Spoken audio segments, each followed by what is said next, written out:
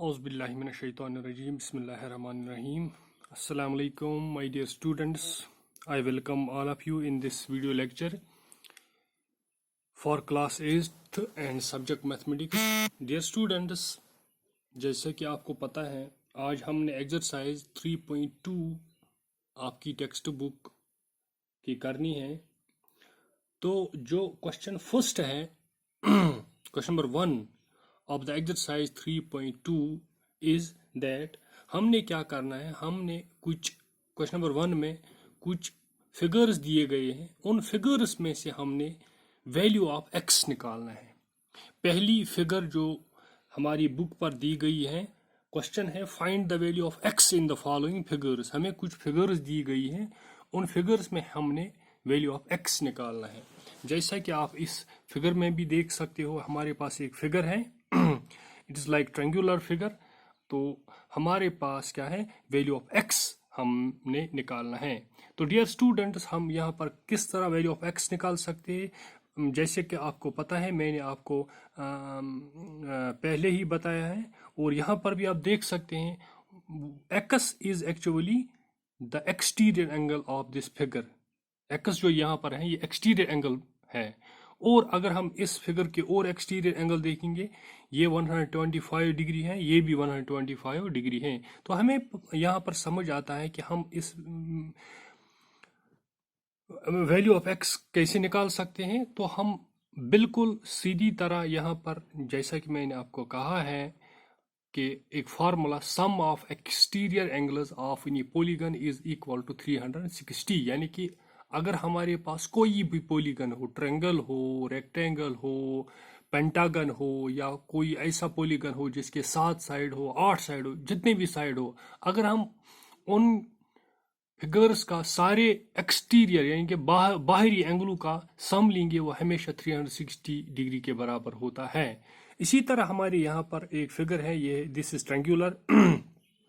तो मैं यहाँ पर वैल्यू ऑफ एक्स कैसे निकाल सकता हूँ, बिल्कुल मुझे क्या करना है, यहाँ पर मैं लिखूंगा, यहाँ पर वी नो दैट, हमें पता है sum of exterior angles of any polygon, कोई भी पॉलीगन अगर हमारे पास हो तो उसके एक्सटीरियर एंगल, बाहरी एंगलों का जो जमा होता है वो किसके बराबर होता है, 360 के बराबर। तो यहाँ पर भी वैसा ही होगा, अगर मैं कहूँगा फिर x प्लस 125 प्लस 125, क्योंकि ये ट्रायंगल है, इसके 3 बाहरी एंगल हैं, 3 exterior angles are here for this triangle.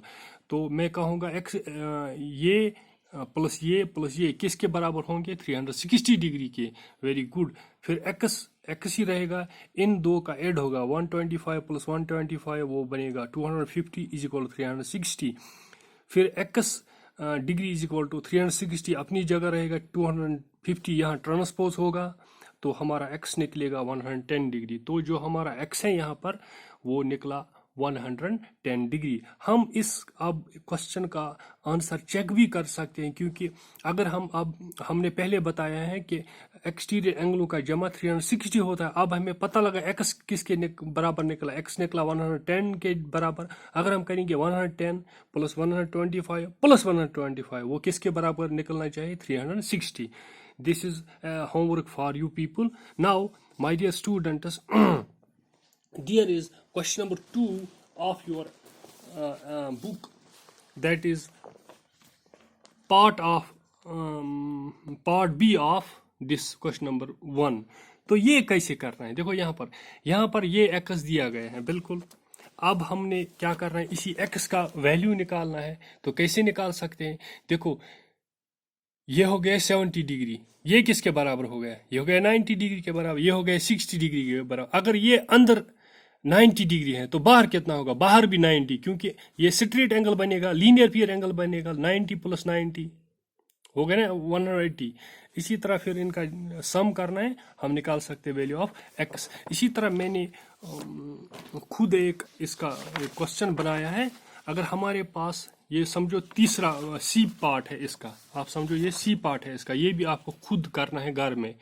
यहाँ पर क्या है, हमें एक ट्रायंगल दी गई है, इसका एक एंगल L है, दूसरा M है, तीसरा X है। हमने वैल्यू ऑफ X निकालना है। वो किस तरह निकाल सकते हैं मैं आपको इशारा देता हूँ, क्योंकि हमें बाहर वाले किसी एंगल का वैल्यू पता नहीं है, तो मुझे X का वैल्यू निकालना है। तो पहले मैं क्या करूँगा, मैं इन तीन एंगल्स का जमा निकालूंगा। मुझे क्या पता चलेगा, this value of this angle, interior angle. तो इस और इसका मैं सम करूंगा तो मुझे वहां पर X का वैल्यू मिल सकता है।